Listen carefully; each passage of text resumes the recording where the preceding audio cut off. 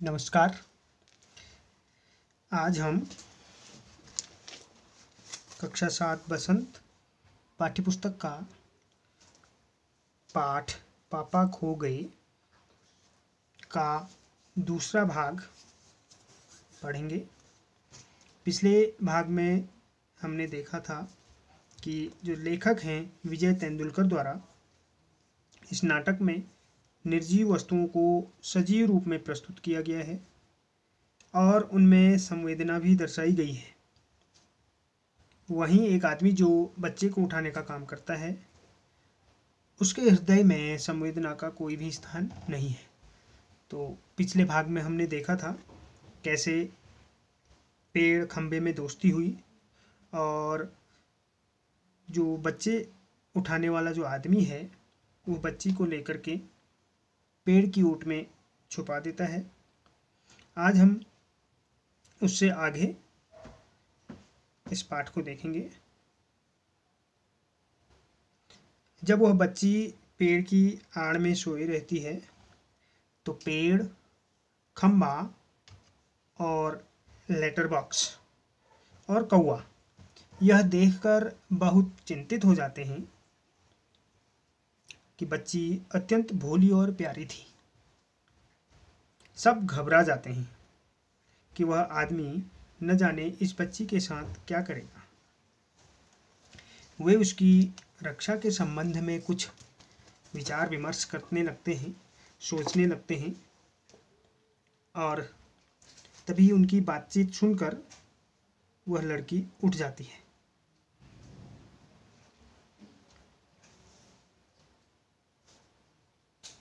उसे लगता है जैसे वह कोई सपना देख रही हो। वह हैरान होती है कि ये आवाज़ें कहाँ से आ रही हैं।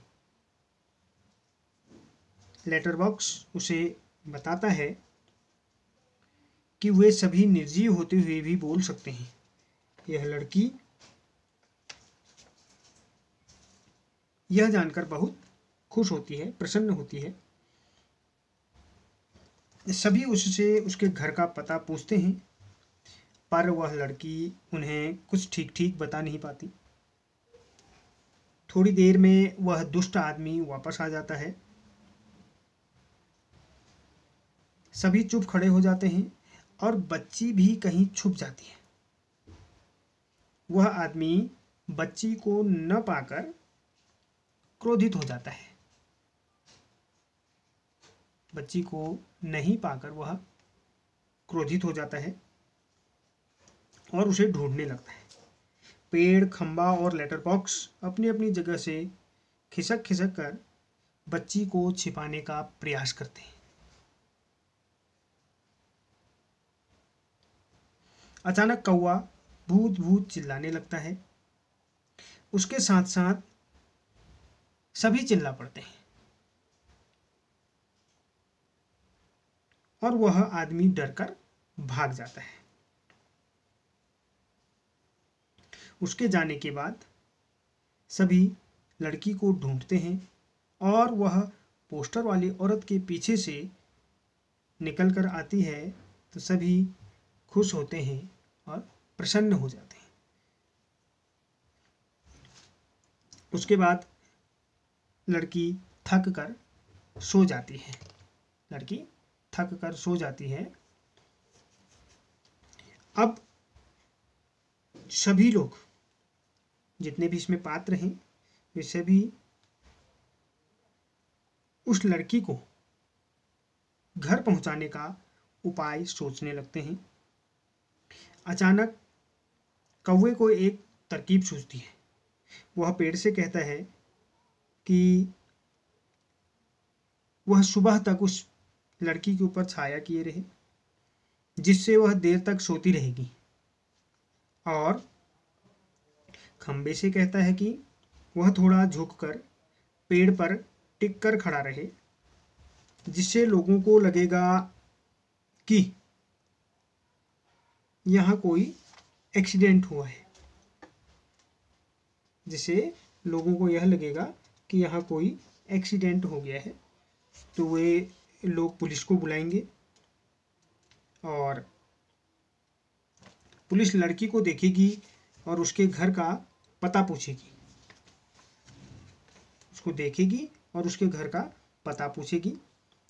पता मालूम करके उसको उसके घर तक पहुंचा देगी। लेटर बॉक्स कहता है कि यदि इतना करने पर भी कोई ना आया तो क्या होगा। तब कौवा उससे कहता है कि लाल ताऊ, तुम तो पढ़े लिखे हो, तुम्हें कुछ करना होगा। तुम तो पढ़े लिखे हो, तुम्हें कुछ करना होगा।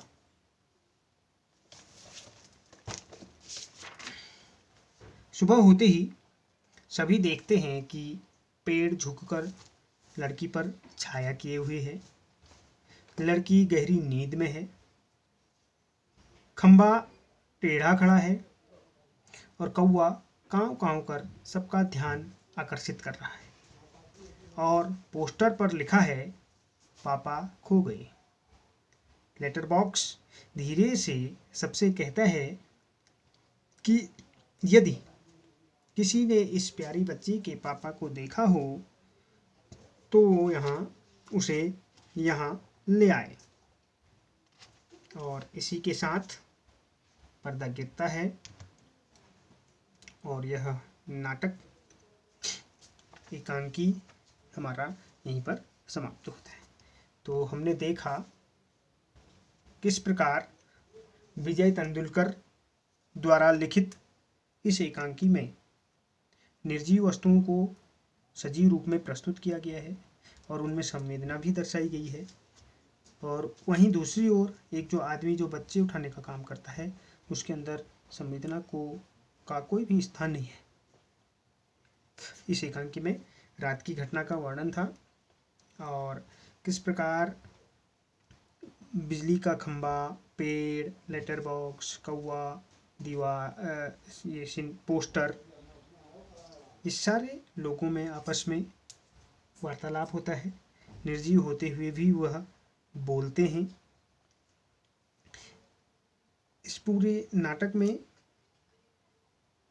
लेखक हम सभी लोगों को और बच्चों को